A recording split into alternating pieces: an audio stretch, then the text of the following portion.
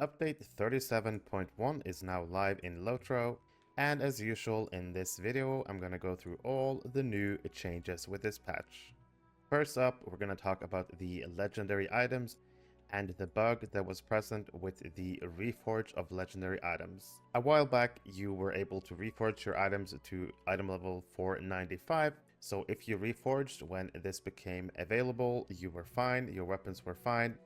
But with the previous patch, update 37.0.1, there was a bug introduced where if you would reforge after the previous patch went live, your DPS on your weapons would be lower than intended. So people were holding off on reforging, but update 37.1 that is currently live has fixed this issue, and everyone should be fine reforging all their allies, and there should be no differences in DPS if you reforge right now. So just to reiterate, it is now safe to reforge your allies, so if you're one of the people who's been holding on to not reforging, you're now good to go. Go ahead, reforge all your allies. The ally reforge bug has been fixed. There has also been an increase to physical weapon DPS by roughly 8% to correct for some earlier changes to damage variance, and that had an unexpected impact on DPS. Basically what that means is that physical DPS has been lower than expected, so any physical class like Champion, Guardian, Beorning, Warden, etc., Hunter, like any physical class in the game, should see an increase by about 8% on their DPS, bringing them more in line with the other classes in the game. So physical weapon DPS increased by roughly 8%. A couple of Beorning notes: the trait Composure that you find in red line, if you play a blue line Beorning in the hide trait line, the Composure will replace Hearten and Hearten in any form. So if you play a blue Beorning and you go for the Composure trait, then Hearten will be changed into Composure. The other change is to Recuperate, and with the previous patch, Recuperate got quite a massive buff. It has now been taken down a bit to be more of a moderate, strong heal.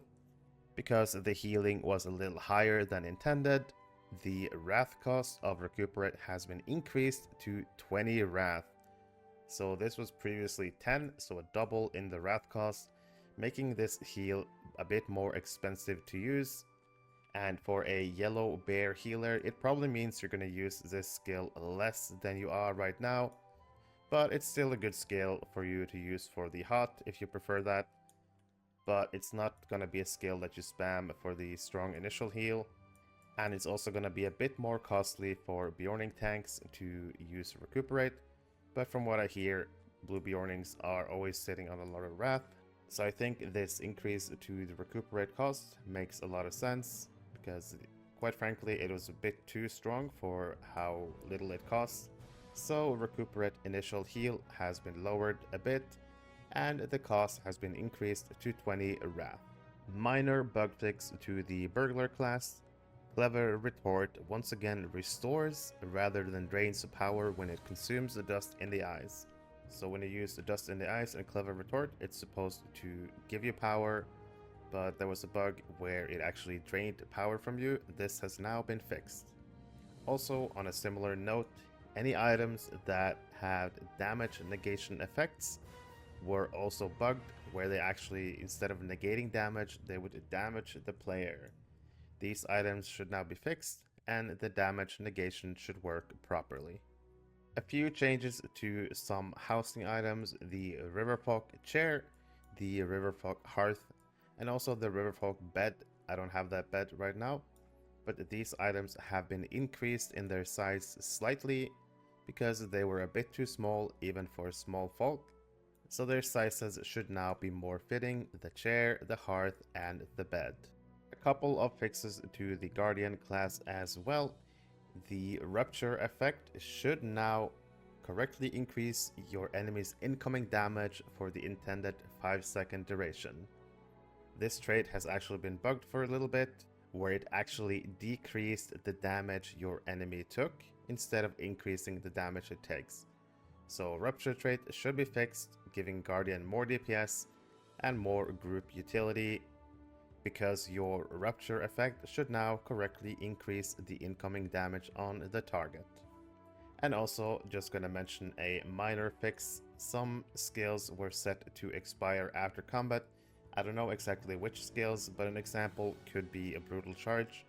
If I were to pop a brutal charge, you can see the duration is like 20 seconds plus, but some skills were set to expire out of combat. So let's say if this was bugged, then once you got out of combat, brutal charge would be gone after 9 seconds, just like any out of combat effects. But the effects on whichever skills were bugged in this way have now been fixed, and Guardian should be working properly once again. Another thing that is almost upon us is the Combe Crafting Forester event. This event was supposed to go live a couple of weeks ago, but there were some bugs discovered and the final preparations have been done, and this event is ready to enter the game on Friday, September 15th, and it will start on 10 AM Eastern Time on Friday. And this event will run for 10 days, then it will be 2 weeks off, 10 days on, 2 weeks off, 10 days on, and so on until we get more crafting events. So the first crafting event is almost ready, Friday, September 15th, 10 AM server time. And the final thing in the patch note is a mention of new event coming up. This update made preparations for the updated Tale of the Shipwrecked Mariners event, and this event will now include a new event featuring new missions. So in addition to the Tale of the Shipwrecked Mariners event that we all know, there will be a new addition to this event every year.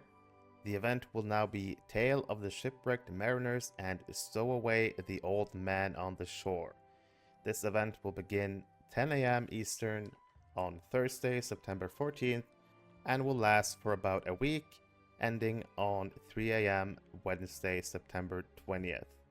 This event, like I said, will return every year, and there should be articles on LOTRO.com telling you more about this event. But the Tale of the Shipwrecked Mariners event that arrives tomorrow will have a new stowaway old man with a lot of missions, probably new rewards, etc, etc. So probably worth taking a look at the new event and see if there's any cool new rewards, and have a look at the new story. That's it for this patch report. Thank you for watching. Hey!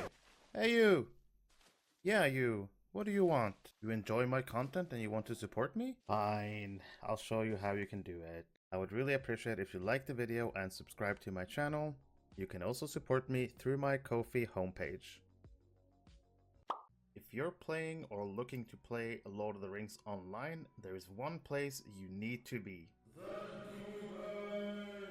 The Ghyniverse is a Discord server created for the community of the players of Lord of the Rings Online. The server is getting close to 7,000 members, and in this server you'll find tons of helpful information. There's monthly giveaways, easy access to patch notes, you can keep up with my YouTube videos, my streams. If you're a streamer, you can ask for the streamer role and you can announce your streams in the other stream channel. There are discussion channels for pretty much everything, every class, monster players. But the best thing about this server is probably the Gearing Resources tab, where you can find anything from trait lines for every class, every build. There are stat goals, where you can find out what stats you should aim for on your characters. Really helpful information about drop rates from instances, as well as screenshot from all the new loot that appears in the game. If you enjoy LOTRO, you should definitely consider joining this server, and hopefully I'll see you in Middle Earth.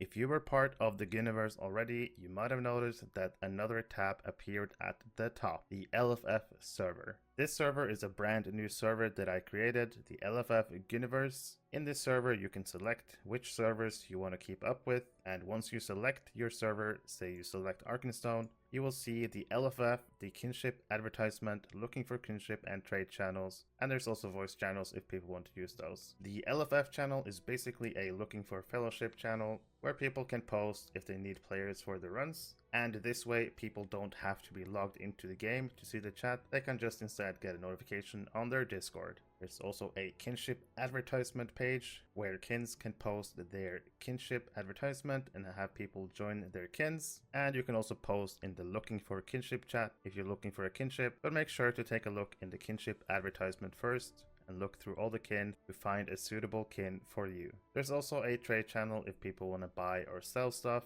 that you can use. Hopefully you'll consider joining this server to bring the community even more together, not just in the game, but also outside of the game.